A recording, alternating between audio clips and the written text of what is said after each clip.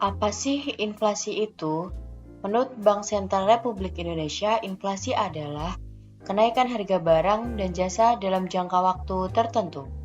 Inflasi yang tinggi akan menyebabkan pendapatan real masyarakat akan terus turun, sehingga standar hidup dari masyarakat turun, dan akhirnya menjadikan semua orang, terutama orang miskin, bertambah miskin. Namun, bagi sebagian masyarakat, kenaikan harga pada kebutuhan pokok sehari-hari telah menjadi beban hidup yang sangat berat. Patrick, Ya, SpongeBob. kamu tahu nggak inflasi itu digolongkan menjadi berapa jenis? 3 jenis. Inflasi berdasarkan tingkatannya. Inflasi ringan di bawah 10% setahun. Inflasi sedang antara 10-30% setahun. Inflasi berat antara 30% sampai 100% setahun. Hiperinflasi di atas 100% setahun. Inflasi berdasarkan sebab-sebabnya terdiri dari demand inflation dan cost inflation. Demand inflation terjadi karena tingginya permintaan masyarakat terhadap berbagai barang dan jasa disebabkan oleh bertambahnya pengeluaran pemerintah yang dibiayai oleh pencetakan uang, kenaikan permintaan ekspor, dan bertambahnya pengeluaran investasi swasta karena kredit yang murah. Cost inflation yaitu inflasi yang timbul karena kenaikan biaya produksi, misalnya disebabkan oleh kenaikan harga bahan bakar minyak atau BBM. Inflasi berdasarkan tempat asalnya, yaitu domestic inflation dan imported inflation. Domestic inflation terjadi karena defisit anggaran belanja yang dibiayai dengan cara mencetak uang baru dan gagalnya pasar yang mengakibatkan harga bahan makanan menjadi mahal.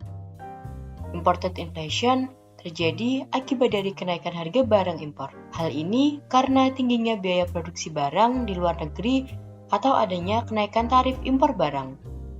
Faktor apa aja sih yang menyebabkan inflasi itu?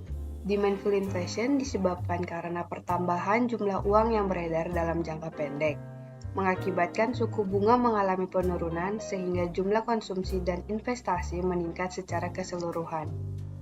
Cost push inflation disebabkan karena faktor penawaran yang memicu kenaikan harga penawaran atas suatu barang. Juga disebabkan oleh adanya kenaikan biaya produksi secara terus-menerus dalam jangka waktu tertentu karena turunnya nilai mata uang asing. Selain itu, juga disebabkan oleh faktor alam, sosial ekonomi, maupun faktor yang timbul karena kebijakan pemerintah.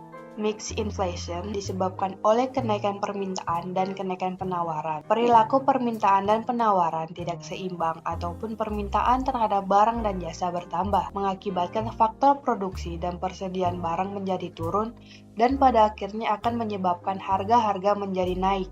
Expected inflation disebabkan oleh adanya ekspektasi para pelaku ekonomi. Harapan masyarakat tersebut dapat menyebabkan terjadinya demandful inflation maupun cost push inflation, tergantung pada harapan masyarakat dan kondisi persediaan barang dan faktor produksi saat itu dan masa mendatang. Dampak positif dan negatif dari inflasi. Bagi perekonomian, jika tingkat inflasi tinggi akan membawa pengaruh positif dalam arti dapat mendorong perekonomian yang lebih baik, yaitu meningkatkan pendapatan nasional dan mendorong masyarakat untuk bekerja, menabung, dan berinvestasi. Kebalikan dari dampak positif, masyarakat tidak bersemangat untuk bekerja, menurunkan niat masyarakat untuk menabung dan berinvestasi karena nilai mata uang semakin turun. Bagi pengusaha, dampak inflasi terhadap penurunan nilai mata uang tidak akan merugikan sebagian kelompok masyarakat yang memiliki penghasilan tidak tetap. Contohnya seperti pengusaha, karena para pengusaha mendapatkan penghasilan berdasarkan keuntungan. Dampak inflasi terhadap penurunan nilai mata uang akan merugikan kelompok masyarakat yang berpenghasilan tetap, seperti pegawai negeri, pegawai swasta, dan kaum buruh, karena secara real pendapatan mereka akan menurun. Bagi produsen, inflasi dapat menguntungkan jika pendapatan yang diperoleh lebih tinggi daripada kenaikan biaya produksi.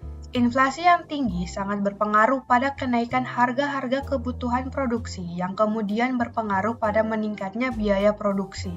Bagi debitur akan merasa diuntungkan dengan adanya inflasi, karena pada saat pembayaran utang kepada kreditur, nilai uang lebih rendah dibandingkan pada saat meminjam. kreditur akan mengalami kerugian karena nilai uang pengembalian utang debitur lebih rendah dibandingkan pada saat peminjaman.